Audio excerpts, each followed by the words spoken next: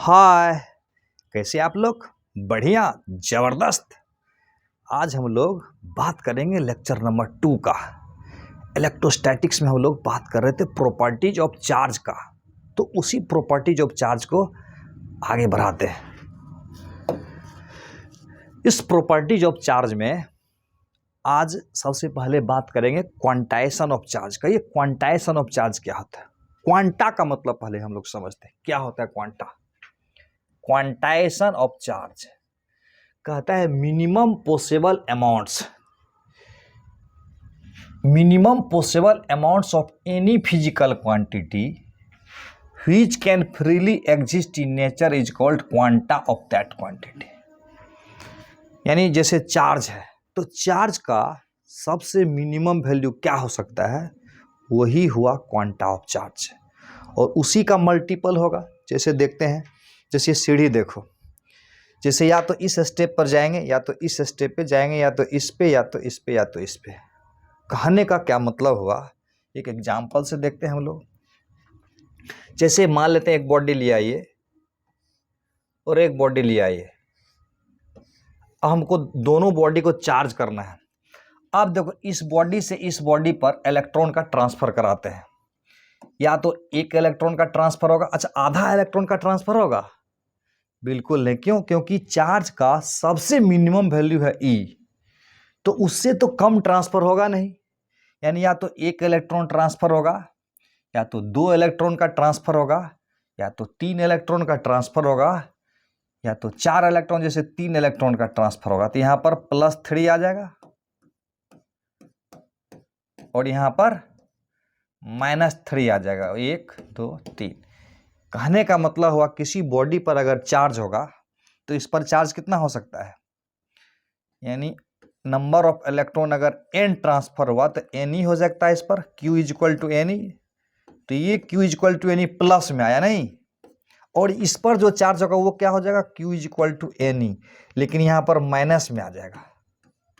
इसका मतलब किसी बॉडी पर अगर चार्ज होगा तो Q = +-n × E, जहां ये E क्या है, यहां E एक इंटीजर होगा, E होगा इंटीजर, जैसे 0 1 2 3 4 5। 0 देंगे तो 0 चार्ज हो जाएगा, यानी 1 2 3 4 5 इस तरह से ये इस इंटीजर का वैल्यू होगा। और ये इंटीजर एक्चुअली में है क्या, ये इंटीजर एक्चुअली में है नंबर ऑफ इलेक्ट्रॉन, यानी इलेक्ट्रॉन की संख्या को बताता है।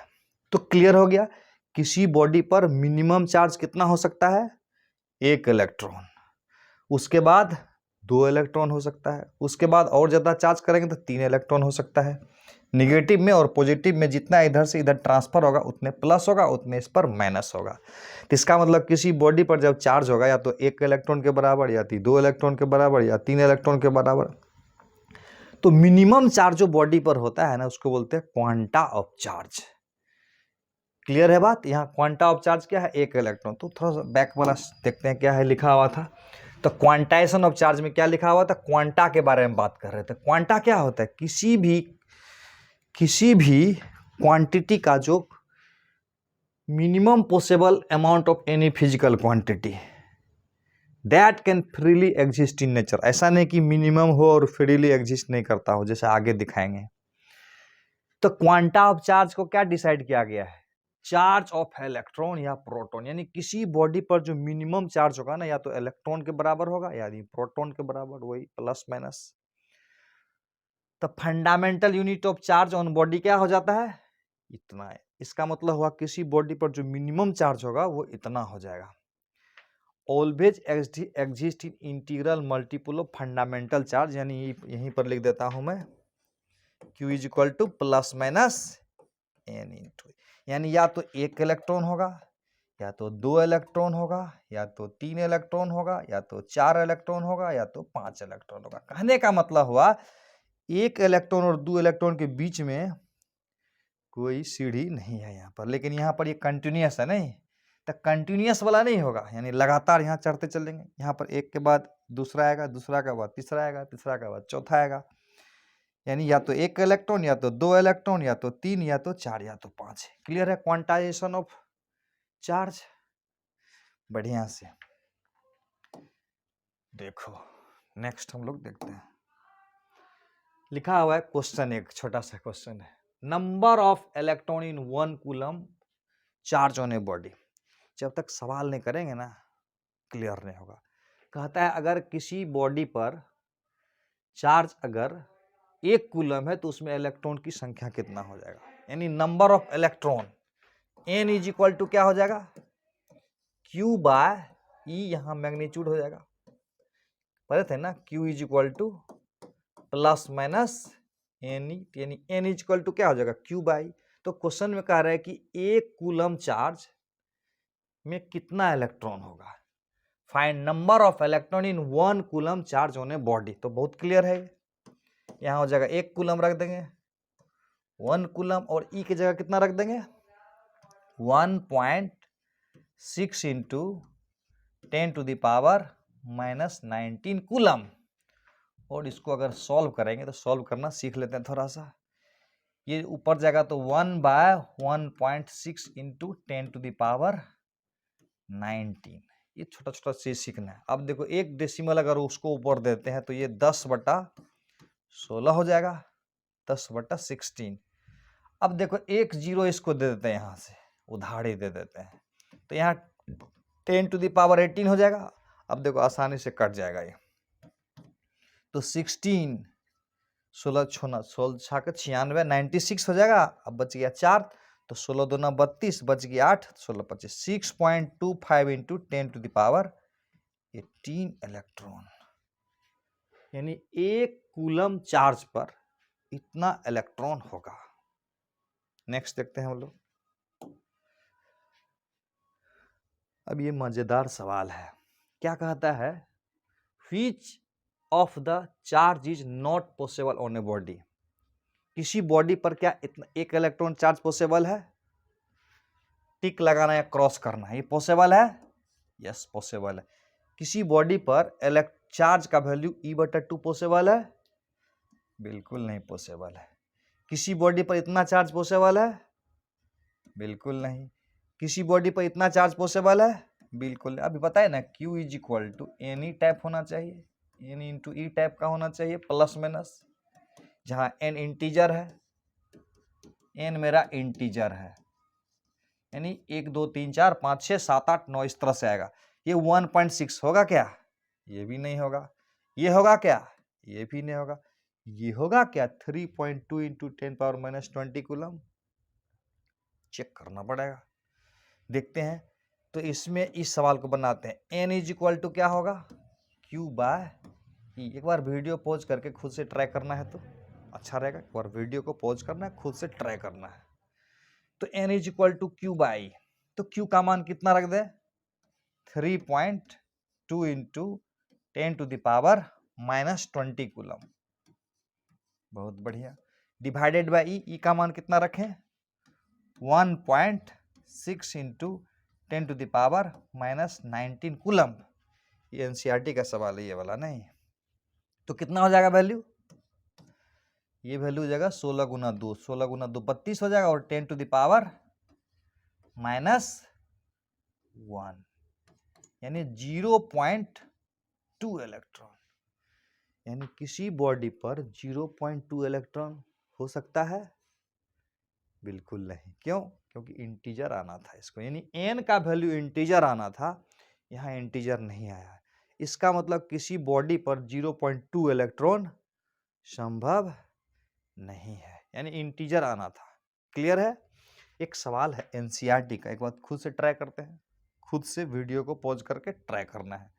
अगर किसी बॉडी पर 4.5 इंटू 10 पावर माइनस 19 कूलम है, तो उस पे नंबर ऑफ क्या, which of the following charge is not possible on body. यानी ये पॉसिबल था, बिल्कुल नहीं पॉसिबल था। ये पॉसिबल है किसी बॉडी पर चार्ज, तो देख लेते हैं पॉसिबल है कि नहीं। जी नंबर का देख लेते हैं, इसको सॉल्व करते हैं हम लोग। इसमें n इज इक्वल टू कितना आएगा, वीडियो पॉज करके खुद से ट्राई करना है, ये होगा कि नहीं होगा। एनसीईआरटी का क्वेश्चन है, जो एनसीईआरटी का क्वेश्चन होगा वो बहुत इंपॉर्टेंट मार्क लगा देना है उसको, बहुत पूछता है आजकल। तो n इज इक्वल टू कितना ले ले, q बाय ई। मॉडुलस क्यों ले रहे हैं ना, ये प्लस या माइनस होगा तो नंबर कोई निगेटिव नहीं होगा, नहीं होना चाहिए। तो n by q is equal q by e हो जाएगा, तो q का वैल्यू रख देंगे 4.5 into 10⁻⁻19 coulomb divided by 1.6 into 10⁻⁻19 coulomb minus 19 coulomb. मच्छर आ जाता है ना तो सेट हो जाता है, -19 कूलम। तो क्या यहां पर -19 लिख देता हूं, तो इसको काट देंगे तो ये कट जाएगा, तो क्या होगा 16, कितना हो जाएगा 16 दूना 32 और 16 3 48। इसका मतलब हुआ कि ये इंटीजर नहीं आएगा, 16 दूना 32 हो गया 2 इंटू 32 8 40 8 5 13 यानी 130 16 16 70 2.7 के आसपास आया। तो क्या किसी बॉडी पर 2.7 इलेक्ट्रॉन हो सकता है? बिल्कुल नहीं हो सकता है। तो इसका मतलब ये भी किसी बॉडी पर इतना चार्ज होना पॉसिबल नहीं है। क्लियर हो गया? अब सवाल है कि किसी बॉडी पर इतना चार्ज हो सकता है क्या? अच्छा एक क्वेश्चन बताता हूं, इस उसके बदले में ये बताते हैं, ये बताओ तो क्या होगा।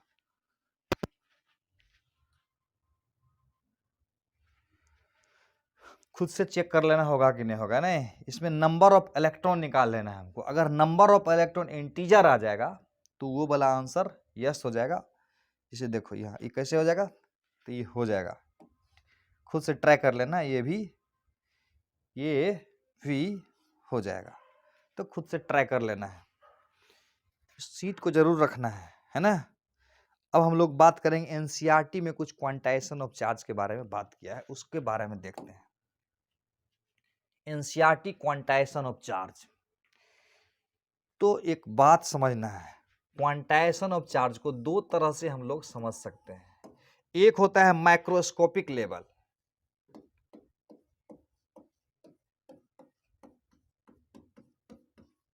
एक हो गया माइक्रोस्कोपिक लेवल,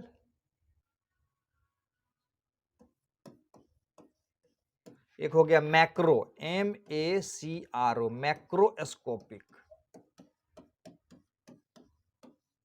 दोनों में डिफरेंस क्या है?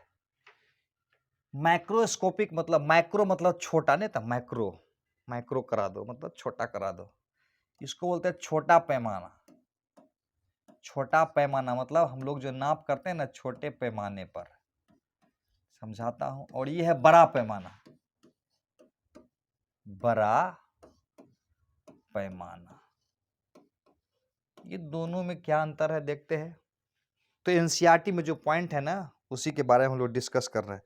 कहता है कि जब हम छोटे स्तर पर काम करते हैं तो बहुत कम चार्ज होता है, छोटे स्तर पर काम करते हैं तो बहुत कम चार्ज होता है, मतलब किसी बॉडी पर या तो 1 इलेक्ट्रॉन होगा या तो बॉडी पर 2 इलेक्ट्रॉन होगा, छोटा स्तर कम चार्ज है, या तो बॉडी पर 3 इलेक्ट्रॉन होगा या तो बॉडी पर 4 इलेक्ट्रॉन होगा, छोटे स्तर पर होगा।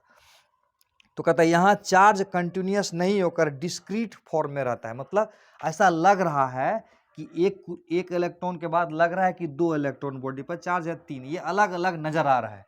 लेकिन एक बात हम यहाँ देखते हैं, जैसे किसी बॉडी पर 1 कूलम चार्ज है, किसी बॉडी पर चार्ज है 1 कूलम, तो इसमें इलेक्ट्रॉन की संख्या कितनी हो जाएगी? अभी बताए थे 6.25 इंटू 10⁻18 इलेक्ट्रॉन, इतना इलेक्ट्रॉन की संख्या है। अच्छा एक बात बताओ, इतना इलेक्ट्रॉन में एक इलेक्ट्रॉन अगर जोड़ देंगे या एक इलेक्ट्रॉन हटा देंगे तो क्या नंबर ऑफ में कोई फर्क नजर आएगा? जैसे तुम्हारे पास मान लेते हैं 1 अरब रुपया है, 100 करोड़, और उसमें 2 रुपया और जोड़ देंगे, कितना रुपया होगा? उतना ही रहेगा। 2 रुपया निकाल लेंगे, उतना ही रहेगा। कहने का मतलब हुआ बड़े पैमाने, यानी अगर चार्ज ज्यादा होता है यानी इलेक्ट्रॉन की संख्या ज्यादा होता है तो उसमें क्वांटाइजेशन दिखाई नहीं देता है, क्वांटाइजेशन दिखाई नहीं देता का मतलब हुआ कि उसमें एक इलेक्ट्रॉन के बाद दूसरा इलेक्ट्रॉन आएगा, उसके बाद तीसरा इलेक्ट्रॉन आएगा, तो वहां पता नहीं चलेगा कि क्वांटाइजेशन हो रहा है। मिट गया।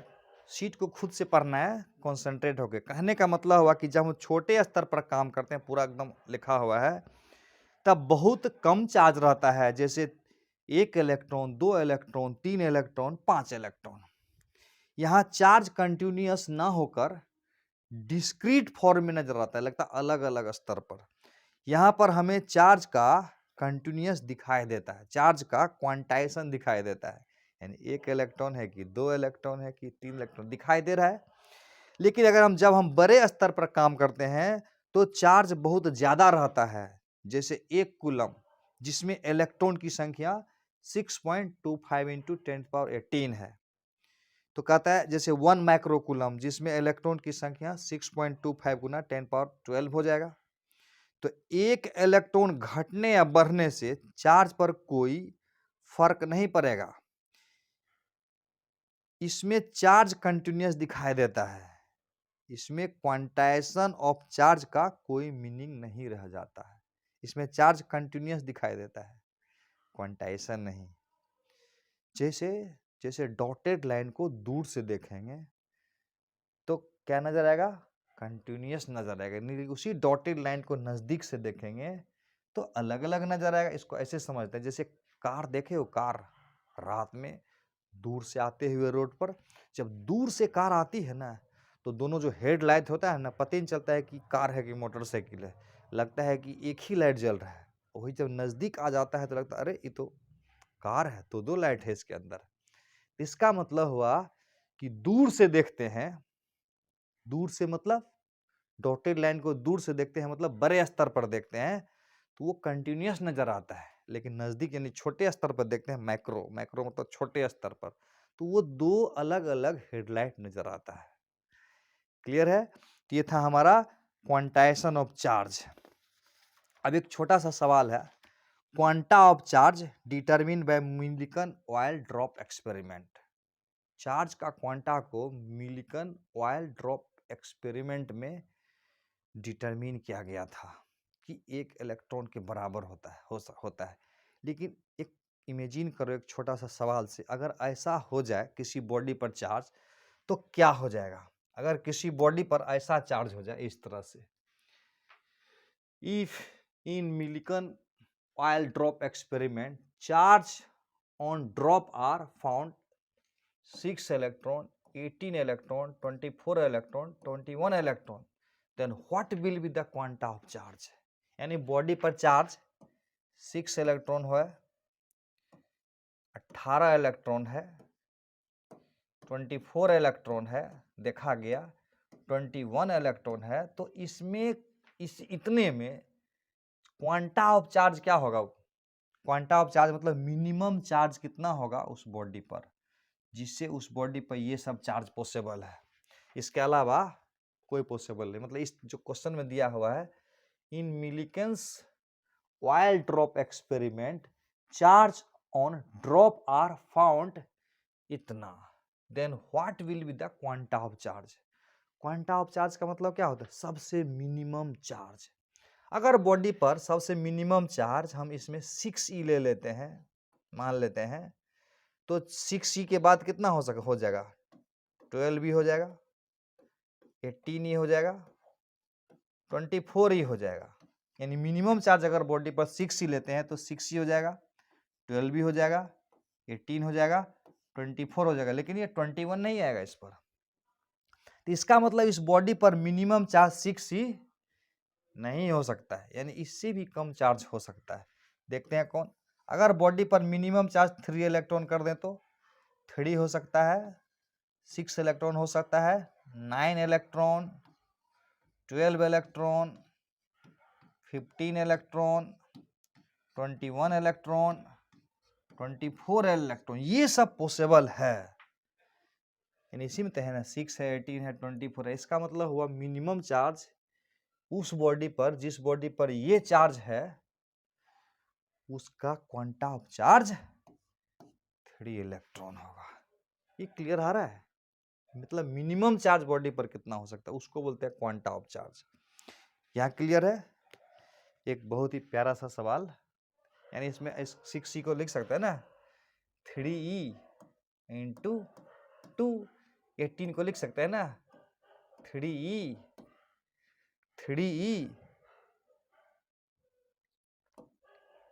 गुना 6, 24 को लिख सकते हैं 3E इंटू 8, 3E इंटू 7। इसका मतलब इसमें 7 क्वांटा है, इसमें 8 क्वांटा है, इसमें 6 क्वांटा है, इसमें 2 क्वांटा है, जहां क्वांटा ऑफ चार्ज को 3E मानेंगे। नेक्स्ट एक सवाल देखते हैं हम लोग, बढ़िया सवाल है, देखिए क्या है, बढ़िया से देखिए, ध्यान से देखिए। कहता है एक बॉडी ये है और एक बॉडी है, दोनों सिमिलर है।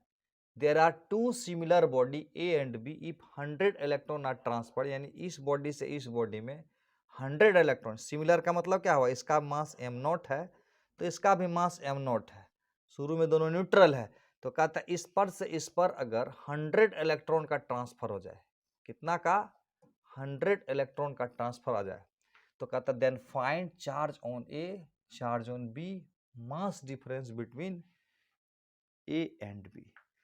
इस पे कितना चार्ज होगा, ये ए है और ये बी है, बी पे कितना चार्ज होगा वो बताना है और ए पे कितना चार्ज होगा वो बताना है। तो बहुत आसान है, ए पर प्लस होगा कि माइनस होगा, यहां से इलेक्ट्रॉन उठा के यहां दे दिए, इसका मतलब हुआ इलेक्ट्रॉन पर तो निगेटिव चार्ज होता है, इसका मतलब इस पर हो जाएगा -100 इलेक्ट्रॉन के बराबर चार्ज, 100E नहीं 100 इलेक्ट्रॉन तो 100E, इसका मतलब -100 इंटू 1.6 इंटू 10⁻⁻19 कूलम। इसको अगर करते हैं तो होता है -1.6 इंटू 10⁻⁻17 कूलम हो जाएगा। उस पर क्या होगा, उतना ही प्लस में हो जाएगा 100 इलेक्ट्रॉन के बराबर, यानी प्लस 1.6 इंटू 10⁻⁻17 कूलम। ये दोनों क्लियर हो गया। कहता है mass difference between A and B, ये कैसे होगा, mass difference between A and B मतलब दोनों में मास का डिफरेंस कितना होगा। शुरू में इसका मास m0 था, इसका भी मास शुरू में m0 था, तो अब इसका मास कितना हो जाएगा, 100 इलेक्ट्रॉन निकल गया। याद करना पिछले लेक्चर में हम लोग किए थे, m0 तो पहले का मास है, इसमें से कितना इलेक्ट्रॉन निकल गया, 100 इलेक्ट्रॉन निकल गया, तो इसका मतलब 100 इलेक्ट्रॉन के बराबर मास इस पर घट जाएगा ना। क्लियर हो गया। इस पे कितना मास होगा, तो m0 तो पहले से था और इस पर 100 इलेक्ट्रॉन आ गया, तो इसका मतलब m0 plus 100 mass of electron, ये हो जाएगा इसका मास और ये हो जाएगा इसका मास। तो कहता है कि डिफरेंस इन मास बताओ, इसका मास माइनस इसका मास, मास ऑफ बी का माइनस मास ऑफ ए का कितना हो जाएगा। क्लियर है। इसमें से इसको घटाएंगे तो ये m0 कैंसिल हो जाएगा, 100 माइनस -100 यानी 200 मास ऑफ इलेक्ट्रॉन के बराबर मास डिफरेंस हो जाएगा। यहां तक क्लियर है। नेक्स्ट हम लोग देखेंगे क्वार्क पार्टिकल क्या होता है। टोटल चार्ज अगर पूछेगा तो क्या होगा, टोटल चार्ज अगर पूछा जाए तो कितना होगा बताओ तो, टोटल चार्ज वो बहुत आसान है, शुरू में टोटल चार्ज कितना था, 0 था, अब भी टोटल चार्ज 0 हो जाएगा क्योंकि जितना प्लस है उतने माइनस है, तो टोटल चार्ज 0 हो जाएगा। क्लियर है। नेक्स्ट हम लोग देखेंगे क्वार्क पार्टिकल्स क्या होता है, क्वार्क, मजा आ जाएगा। क्वार्क पार्टिकल देखते हैं, क्वार्क पार्टिकल क्या होता है देखेंगे हम लोग। तो कहता है there are 6 types of quark particle in which 2 are main. 6 तरह का क्वार्क पार्टिकल होता है, उतना डिटेल में जाना नहीं, जो बता दी इतना ही पढ़ना है। एक होता है अप क्वार्क और एक होता है डाउन क्वार्क, बाकी इंपॉर्टेंट नहीं हमारे लिए, जरूरत नहीं है उसको पढ़ने का। Up quark and down quark दोनों इंपॉर्टेंट है, और अप क्वार्क पर चार्ज है +2e/3 और डाउन क्वार्क पे चार्ज है -1e/3। अब एक दो छोटा सा सवाल बनाते हैं। प्रोटॉन इज कंपोज्ड बाय, इतना अप यानी यहां पर कितना अप एंड कितना डाउन क्वार्क से मिलकर प्रोटॉन बना है। अब देखो ये प्रोटॉन है मान लेते हैं, तो प्रोटॉन पर टोटल चार्ज कितना होगा, +E हो जाएगा। ये +E बनाने के लिए कितना ये दोगे और कितना ये दोगे तो +E बन जाएगा। अब देखो एक अगर अप देंगे तो 2e/3 हो जाएगा, और एक और अप दे देंगे तो 4e/3 हो जाएगा। हमको E लाना है, तो एक अगर डाउन कर देते हैं तो कितना हो जाएगा, यानी ये हो जाएगा 2e/3, ये हो जाएगा 2e/3, ये हो जाएगा -e/3। कुल मिला के देखते हैं तो क्या होगा, 2 × 4 में से एक, 2 × 4 में से एक गया 3e/3, यानी यहाँ एक इलेक्ट्रॉन के बराबर चार्ज हो गया, यानी एक प्रोटॉन के बराबर। इसका मतलब हुआ 2 अप देंगे और 1 डाउन क्वार्क पार्टिकल देंगे तो प्रोटॉन का निर्माण हो जाएगा। अब कहता है न्यूट्रॉन बनाने के लिए कितना क्वार्क की जरूरत पड़ेगी, कितना अप और कितना डाउन देना पड़ेगा। ये बहुत इंपॉर्टेंट क्वेश्चन है, पूछ सकता है एग्जाम में, खास करके नीट के लिए तो बहुत इंपॉर्टेंट होगा, और जेईई मेन के लिए। न्यूट्रॉन इज कंपोज्ड बाय, कितना अप और कितना डाउन। तो ये है न्यूट्रॉन, न्यूट्रॉन पर टोटल चार्ज कितना हो जाएगा, टोटल चार्ज 0 हो जाएगा। ये 0 कैसे बनाएंगे, अब देखो +2e/3 हुआ अप, तो इसका मतलब इसको माइनस, जितना प्लस होगा उतने माइनस करना है, तो इसका मतलब इसको अगर -2e/3 करेंगे, ये +2e/3 होगा, टोटल 0 हो जाएगा। तो इसका मतलब 2 डाउन क्वार्क ले लेंगे और एक अप क्वार्क ले लेंगे, इसका मतलब हुआ 2 डाउन क्वार्क प्लस एक अप क्वार्क लेंगे तो टोटल चार्ज 0 हो जाएगा। कैसे, यानी एक अप और 2 डाउन, यानी -2e/3 और एक अप हो गया 2e/3, तो टोटल चार्ज कितना हो गया, 0। यानी क्वार्क पार्टिकल 2 लेंगे डाउन वाला और एक लेंगे अप वाला, यानी 1 हो जाएगा अप और 2 हो जाएगा डाउन क्वार्क पार्टिकल। अब अगला क्वेश्चन है, बहुत सुंदर और प्यारा सा है। Electron is not composed by quark particles, why, बताओ बताओ बताओ बताओ, क्या बात है, electron is not composed by quark particles, why. इसका सीधा सा जवाब देखो, सीट में भी लिखा हुआ है, पहले दिमाग लगाना है, उसके बाद सीट को देखना है। सीट इसीलिए दिया गया है ना, तुमको एक लाइन लेंथ मिल जाएगा ना, उसी के आधार पर पढ़ाई करेंगे तो पहले तो लर्न करना जरूरी है ना, जब लर्न हो जाएगा ना तो कोई भी सवाल बना जाएंगे, तो फंडा क्लियर करना है। देखो क्या लिखा हुआ है, electron is not composed by quark particle, कारण क्या है, it is the basic elementary particle. अच्छा, इलेक्ट्रॉन बेसिक एलिमेंट्री पार्टिकल है, ये किसी से मिलके नहीं बना है, ये खुद बेसिक है, यानी इसी से मिलके सब बना है, लेकिन ये किसी से मिलके नहीं बना है। लेकिन एक कंफ्यूजन हो रहा है, why not quanta of charge is quark. Quanta मतलब मिनिमम चार्ज किसी बॉडी पर जो हो सकता है ना, वो होता है क्वांटा ऑफ चार्ज। तो हमने तो क्वांटा ऑफ चार्ज को इलेक्ट्रॉन रखा, यानी मिनिमम चार्ज किसी बॉडी पर एक इलेक्ट्रॉन के बराबर होगा, लेकिन यहाँ तो एक इलेक्ट्रॉन से कम है, यानी इससे भी मिनिमम हो गया, तो इसी को क्वांटा ऑफ चार्ज क्यों नहीं बनाया गया, जबकि इलेक्ट्रॉन को क्वांटा ऑफ चार्ज बनाया गया। अच्छा सवाल है। इसका जवाब है कि जो क्वार्क पार्टिकल होता है ना, वो फ्रीली नेचर में एग्जिस्ट नहीं करता, यानी नेचर में रख दोगे तो एग्जिस्ट ही नहीं करेगा। तो जो एग्जिस्ट ही नहीं करता है नेचर में, उसको कैसे हम फंडामेंटल का जिम्मेवारी दे दें, यानी उसको कैसे बोलें कि तुम ही का मल्टीपुल सब पर होगा। उसको तो चार्ज की जिम्मेवारी नहीं संभाल सकते हैं जो खुद स्टेबल नहीं है, और उसको जिम्मेवारी दे दूं चार्ज का, ये तो सरासर नाइंसाफी है। इसीलिए क्वांटा ऑफ चार्ज को इलेक्ट्रॉन को रखा गया। क्लियर हो गया। अब हम लोग बात करेंगे मेथड ऑफ चार्जिंग का। मेथड ऑफ चार्जिंग, कुछ कुछ चीज है, चार्ज और मास में डिफरेंस देखना चाहोगे? चार्ज और मास में डिफरेंस, ये सब कुछ बेसिक से अपने से पढ़ सकते हो। देखो क्या लिखा हुआ है, चार्ज और मास में डिफरेंस।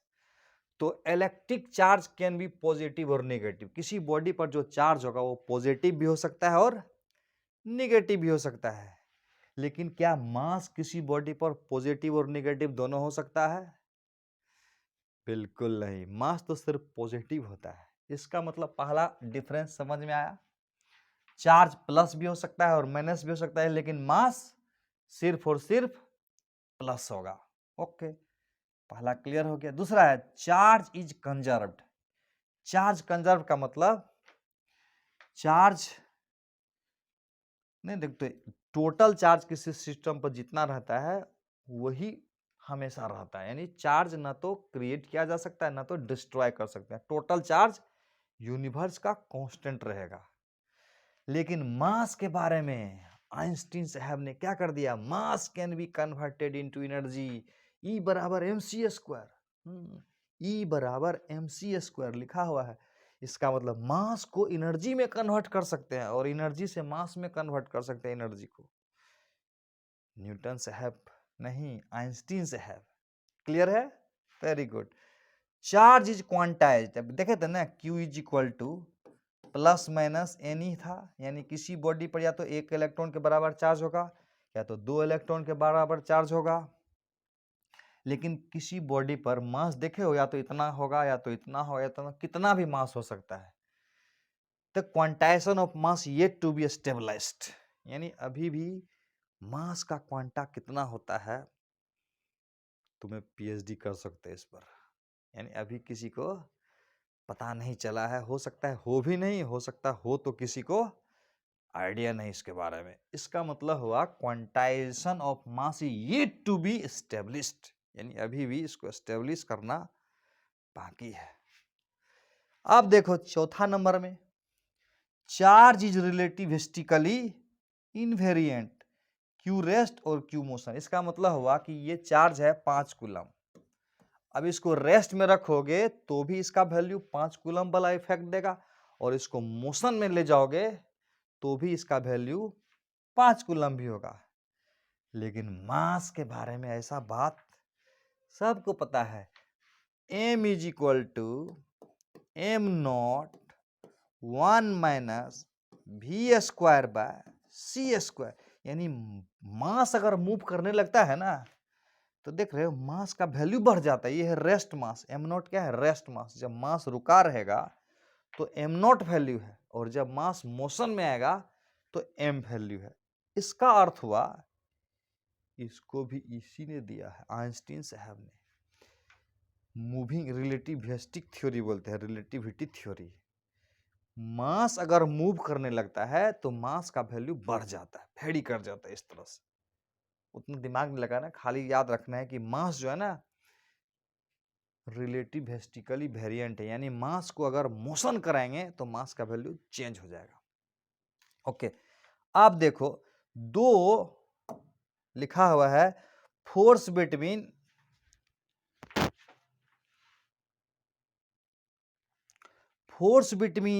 चार्ज में भी अट्रैक्टिव और रिपल्सिव, यानी दो चार्ज के बीच में फोर्स अट्रैक्टिव भी हो सकता है, रिपल्सिव भी हो सकता है। यानी like charge repel each other, unlike charge attract each other. लेकिन मास में तो लाइक और अनलाइक तो होता ही नहीं है, सब तो लाइक ही होता है। और मास हमेशा एक दूसरे को अट्रैक्ट करता है। ग्रेविटेशन में हम लोग पढ़े हैं, दो मास हमेशा एक दूसरे को अट्रैक्ट करता है। क्लियर है? Force between masses always be attractive, यानी दो मास हमेशा एक दूसरे को अट्रैक्ट करता है। तो ये कुछ 5 डिफरेंसेस है चार्ज एंड मास में। उम्मीद है समझ में आ गया होगा।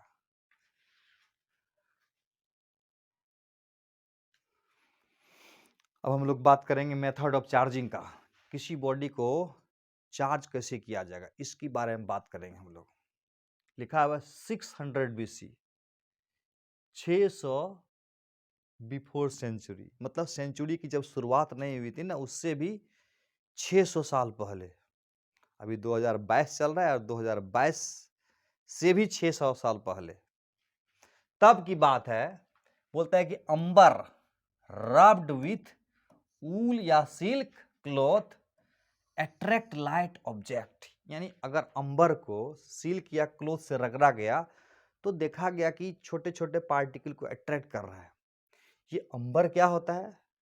तो अंबर एक प्रकार का मटेरियल है जिससे उस जमाने में गहने वगैरह भी बनाते हैं, बहुत वैरायटी का होता है। एक मटेरियल है, समझो ना, ज़्यादा दिमाग नहीं लगाना। अंबर एक मटेरियल है और पुराने जमाने में उससे गहने वगैरह भी बनाए जाते थे। तो देखा गया कि सिल्क को रगड़े तो छोटे छोटे पार्टिकल को अट्रैक्ट करने लगा। उसी समय चार्ज का लोगों के दिमाग में आना शुरू हो गया। तो हम लोग अभी मेथड ऑफ चार्जिंग में कुछ बात करेंगे। पहला पॉइंट है चार्जिंग बाय फ्रिक्शन बात करेंगे। Charging by friction. और बात करेंगे चार्जिंग बाय कंडक्शन। और बात करेंगे charging by induction. Charging by induction एक एक करके हम लोग देख लेंगे। उसके बाद चार्ज ऐसे भी कर सकते हो, फोटो इलेक्ट्रिक इफेक्ट के द्वारा भी चार्ज कर सकते हो। एक और है थर्मियोनिक इमिशन। Thermionic emission. इतना तरीका है बॉडी को चार्ज करने का। तो वन बाय वन हम लोग एक एक करके देख लेते हैं। तो सबसे पहले बात करेंगे चार्जिंग बाय फ्रिक्शन। नेक्स्ट करते हैं हम लोग चार्जिंग बाय फ्रिक्शन कैसे होता है। देखो कुछ लिखा हुआ है, ध्यान से देखना। लिखा हुआ है चार्जिंग बाय फ्रिक्शन में, इसका कॉन्सेप्ट हम समझा देंगे तुमको। चार्जिंग बाय फ्रिक्शन में लिखा हुआ है रिक्वायर्स रबिंग मतलब रगड़ना ऑफ टू ऑब्जेक्ट, यानी दो ऑब्जेक्ट को अगर रगड़ेंगे तो जो इलेक्ट्रॉन एफिनिटी होगा, यानी जो इलेक्ट्रॉन को खींचने वाला होगा वो खींच लेगा। Electrons are transferred from one body to another greater affinity. Affinity मतलब जिसको पसंद है, जो लाइक करता है इलेक्ट्रॉन को। Greater affinity gains electron becoming negative and less affinity losses electrons becoming positive. अच्छा एक बात बताओ, एक तरफ कुछ कॉन्सेप्ट बताता हूं, ऐसा कॉन्सेप्ट बताता हूं ना कि कोई भी क्वेश्चन आएगा तो तुरंत बना दोगे। कोई भी मतलब कोई भी। तो एक ट्रिक बताता हूं, याद रहेगा तुमको। याद रखना, इधर एफ जी कहीं नहीं मिलेगा, ये एकदम यूनिक है, मजेदार है, एकदम एक्सक्लूसिव है। यस, एफ जी डब्ल्यू और इधर रखेंगे P A S E R, pacer. F मतलब यहां हम लोग बोलेंगे फॉर। फर हो गया, सीट में दिया हुआ है, ध्यान से देखना। फर हो गया, कैट्स स्किन हो गया, ड्राई हेयर हो गया। फर हो गया, कैट्स स्किन हो गया, ड्राई हेयर हो गया। ड्राई मतलब सूखा, ड्राई हेयर हो गया। उलेन क्लॉथ हो गया, उलेन क्लॉथ। उलेन क्लॉथ, मच्छर आ जाता है इस पर। उलेन क्लॉथ नहीं बोलता, एक मच्छर, याद है ना, एक मच्छर आदमी को हिजड़ा बना देता है। ड्राई हेयर उलेन क्लॉथ, ये हो गया फॉर। जी मतलब यहां क्या समझेंगे, ग्लास। जी मतलब ग्लास, क्या लिख दिया मैं, जी मतलब ग्लास, GLASS ग्लास। और W मतलब ऊल, ऊल नहीं ऊट, ऊल तो ले चुके हैं, ऊल ले चुके हैं, ऊट। यानी इसको इससे रगड़ना है तो इस पर आएगा पॉजिटिव चार्ज और इस पर आएगा नेगेटिव चार्ज, इन दोनों को रगड़ना है। ये P मतलब क्या हुआ, P मतलब हो गया प्लास्टिक, और A मतलब हो गया अंबर, S मतलब हो गया सिल्क, E मतलब हो गया इबोनाइट, नहीं बोलते इबोनाइट का रड है, E मतलब इबोनाइट, और R मतलब हो गया रबर।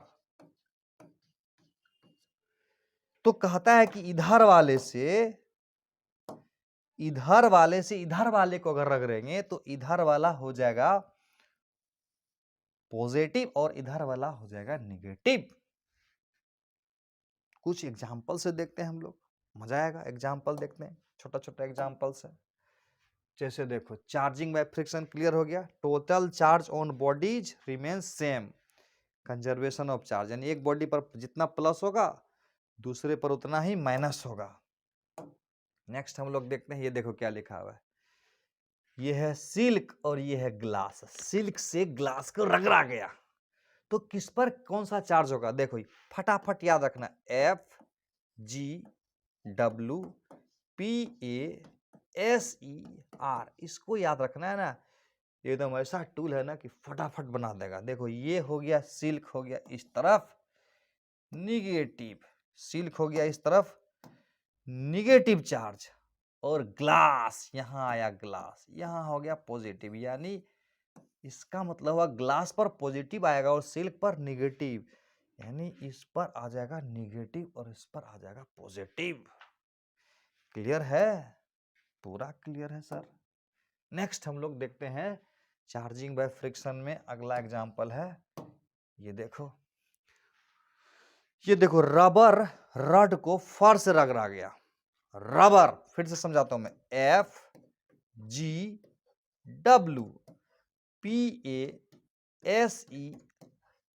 इधर आया रबर, यानी रबर पर आएगा निगेटिव चार्ज, और फर यहां है, फर, फर पर आएगा पॉजिटिव चार्ज।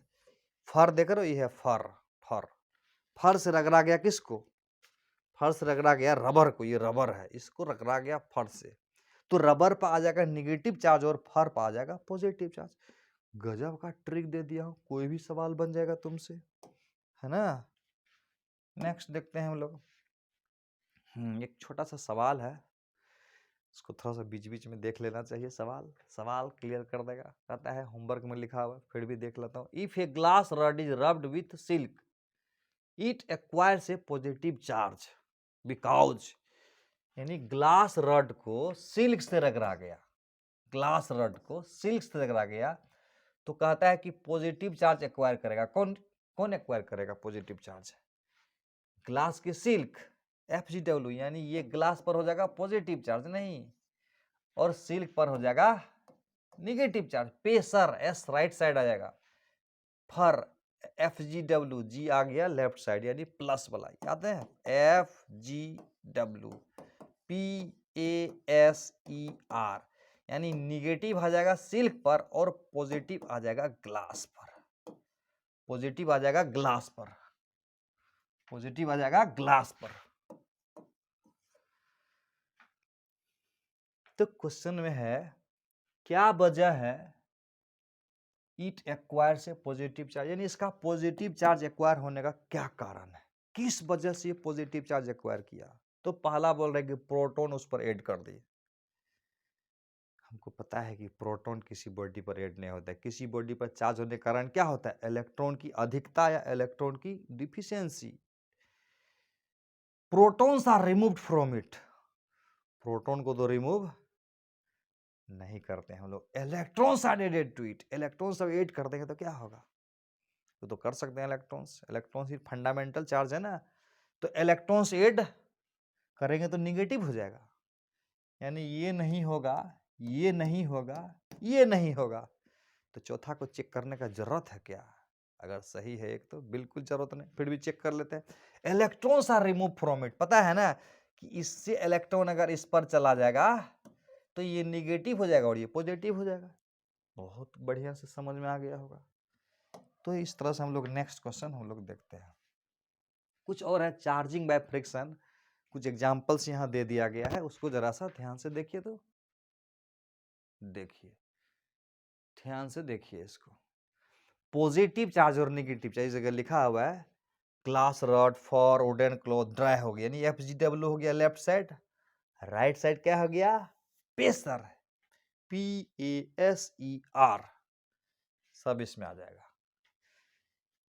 एकदम एक्सक्लूसिव है, याद रखोगे मजा आ जाएगा। इस तरह से याद नहीं करना है, इस तरह से याद करना है,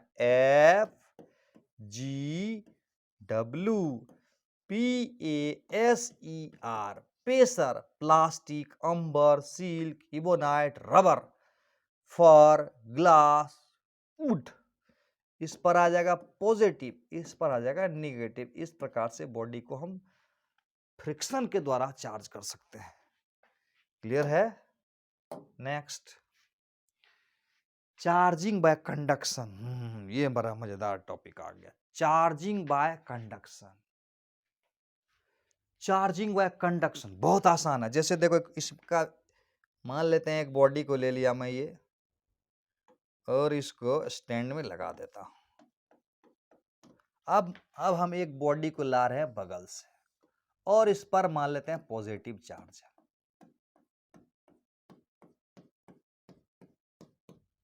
कंडक्शन में क्या होता है पता है, इसको जाके इसमें सटा देना है।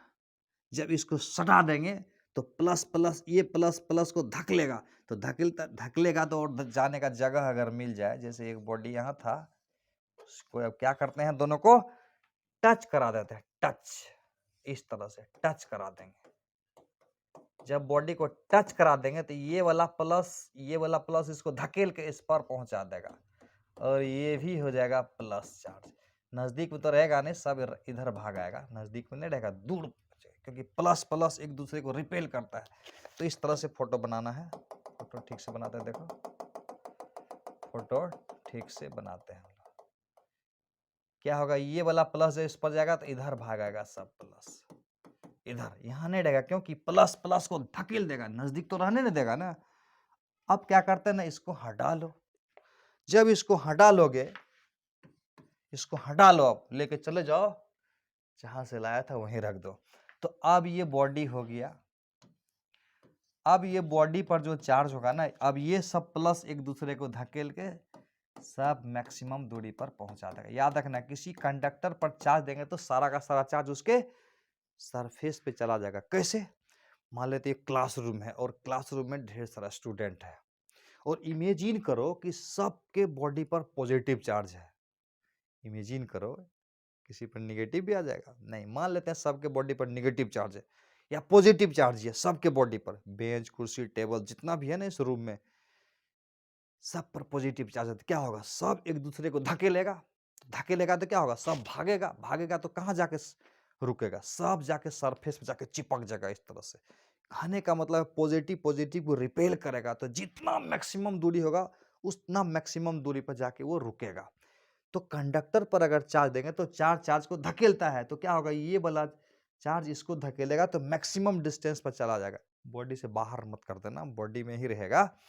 तो यानी किसी बॉडी पर चार्ज देते हैं कंडक्टर पर, तो सारा चार्ज उसके सरफेस पर चला जाता है। यानी यहाँ भी जो चार्ज था तो क्या होगा, फैल के पूरे सरफेस पर आ जाएगा। तो ये पॉइंट क्लियर है। अब एक और एग्जांपल दिखाता हूं तुमको। एक और एग्जांपल लेते हैं। मान लेते हैं एक बॉडी है, ये एक बॉडी है, ये एक बॉडी है ये और एक बॉडी है ये। इस पे चार्ज है Q1, इस पे चार्ज है Q2। ठीक, अब क्या करते हैं, ये पहले है, ये है पहले। अब क्या करते हैं, इस बॉडी को इस बॉडी से कनेक्ट कर देते हैं वायर के द्वारा। तो क्या होगा ना, एक बॉडी से दूसरे बॉडी में चार्ज का ट्रांसफर हो जाएगा। ये न्यूट्रल भी हो सकता था, अभी फिलहाल मैं दोनों पे चार्ज रख देता हूं। तो मान लेते हैं इस पर आया Q1 डैश चार्ज और इस पर आया Q2 डैश चार्ज। बाद में समझाऊंगा। क्या समझाऊंगा? कि चार्ज फ्लो क्यों होता है। तो चार्ज फ्लो होने का कारण होता है पोटेंशियल डिफरेंस, यानी हाई पोटेंशियल बॉडी से लो पोटेंशियल बॉडी में चार्ज का ट्रांसफर होता है, फ्लो होता है। अभी पोटेंशियल के बारे में दिमाग नहीं लगाना, सीधा समझना है कि एक बॉडी से दूसरे बॉडी में चार्ज जाएगा, तो पाथ का चार्ज है Q1 dash plus Q2 dash, और शुरू का चार्ज है Q1 प्लस Q2। और ऐसा दे गया है कि चार्ज किसी बॉडी पर उसके रेडियस का डायरेक्टली प्रोपोर्शनल था। याद रखना, चार्ज किसी बॉडी पर उसके रेडियस का डायरेक्टली प्रोपोर्शनल होगा। इसको याद करें, जो बता रहा हूं बड़ा इंपॉर्टेंट है। तो इसका मतलब हुआ Q1 डैश, इसको एक क्वेश्चन इक्वेशन नंबर 1 मान लेते हैं, इसको मान लेते हैं Q1 dash divided by Q2 dash. काम आएगा, इसको ध्यान से समझ लेना, इज इक्वल टू हो जाएगा R1 बाय R2, जहां R1 है इसका रेडियस और R2 है इसका radius. R1 by R2 is equal to Q1 dash by Q2 dash. बहुत आसान। अब एक बात दिमाग लगाओ, दोनों में अगर एक जोड़ देते हो, इधरों एक जोड़ दो, इधरों एक जोड़ दो, या ऐसा करो जो ऑपरेशन लेफ्ट करेंगे वही ऑपरेशन राइट करेंगे। तो मान लेते हैं कि ये सब आता है, इसको ऊपर में हम ऊपर वाला को नीचे में जोड़ दिए। कैसा ऑपरेशन है लेफ्ट साइड, क्लियर है? ये ऊपर वाला को नीचे में जोड़ दिए, तो जो ऑपरेशन लेफ्ट साइड किए वही ऑपरेशन राइट साइड करते हैं। तो राइट साइड में R1 में R1 प्लस R2, यानी जो ऑपरेशन लेफ्ट करेंगे वही ऑपरेशन राइट करेंगे, तो ये हमेशा बराबर होता है। जो इधर करना है तो वही राइट हो जाएगा। अब देखो ये जो है ना Q1 dash is equal to, ऊपर जाएगा ये Q1 dash plus Q2 dash divided into R1 divided by R1 plus R2। तो ये Q1 डैश जो Q2 डैश बराबर क्या होगा, शुरू का चार्ज था Q1 प्लस Q2, शुरू का चार्ज था Q1 प्लस Q2 के बराबर, बाद का चार्ज होगा into R1 divided by R1 plus R2। धीरे धीरे याद हो जाएगा। उसी प्रकार से Q2 डैश का वैल्यू कितना हो जाएगा, Q2 डैश का वैल्यू कितना हो जाएगा, Q1 dash directly proportional to R1 है, तो Q2 dash directly proportional to R2 होगा। ठीक इसी प्रकार से करेंगे तो Q2 डैश हो जाएगा Q1 plus Q2 into R2 divided by R1 plus R2। ये मेरा Q2 डैश हो जाएगा। इतना क्लियर है? काम आएगा आगे सवाल बनाने में। अच्छा, इसमें एक इंपॉर्टेंट चीज याद रखना है, अगर दोनों का रेडियस बराबर हो, अगर ये रेडियस और ये रेडियस बराबर हो तो क्या होगा, चार्ज आधा आधा हो जाएगा। जैसे देखो, जैसे R1 बराबर R2 बराबर R हो जाता है, ये भी R और ये R और R 2R हो जाता, तो R बटा 2R, Q1 जोड़ Q2 बटा 2 बन जाता, यहाँ भी Q1 प्लस Q2 बटा 2 बन जाता है। याद रखना कि अगर R1 का वैल्यू और R2 का वैल्यू दोनों बराबर हो जाता, R1 का वैल्यू और R2 का वैल्यू दोनों बराबर हो जाता, R मान लेते हैं, से कर देते हैं, से मतलब माना, तो Q1 डैश बराबर क्या होता, Q1 प्लस Q2 बाय 2 हो जाता ना, और यही मेरा Q2 डैश भी हो जाता।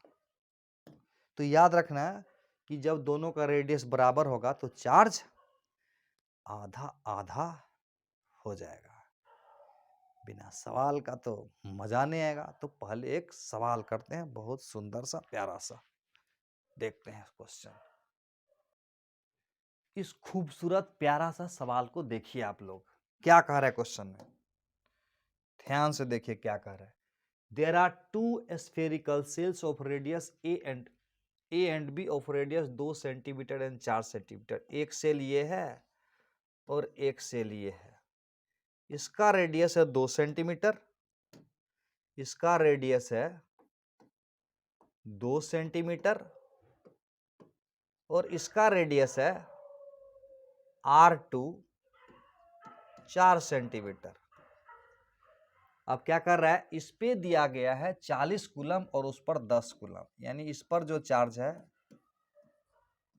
40 कूलम है और इस पर जो चार्ज है वो है -10 coulomb respectively. If they touch each other than find final charge on each sphere. अब क्या करते हैं, दोनों को टच करा देते हैं, टच, एक ये और ये दोनों को टच करा देते हैं। तो कहता है बताइए इस पर फाइनल चार्ज कितना होगा और इस पर फाइनल चार्ज कितना आ जाएगा। यानी ये मेरा R1 है और ये मेरा R2 है। तो बहुत आसान है, बताए थे ना, Q1 dash is equal to क्या हो जाएगा, टोटल चार्ज, यहाँ पर ये कितना चार्ज है, टोटल चार्ज है, इनटू Q1 डैश निकालना है ना, तो R1 divided by R1 plus R2, ऐसे करेंगे तो आसानी से क्वेश्चन बन जाएगा। बराबर क्या हो जाएगा, Q1 प्लस Q2 दोनों मिलाएंगे कितना होगा, 40 है और ये 10 -10 30 कूलम आ जाएगा, 30 कूलम यहाँ आ जाएगा, into R1 is equal to 2 centimetre, तो यहाँ 2 आ जाएगा और divided by R1 plus R2, 4 plus 2 6 centimetre. तो ये 6 गुना 5, 5 गुना 2 10, ये 5 10 कूलम इस पर आ जाएगा।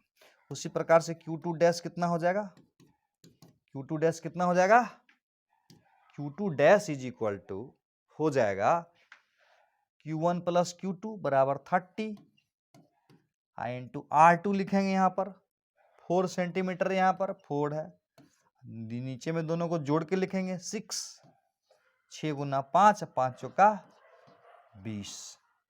ऐसे भी यहाँ 10 आया था तो टोटल 30 है ना, 40 माइनस 10 टोटल 30 हो गया। तो यहाँ 10 आया तो यहाँ 20 आना ही था। ये है शानदार। नेक्स्ट हम लोग फिर मिलेंगे।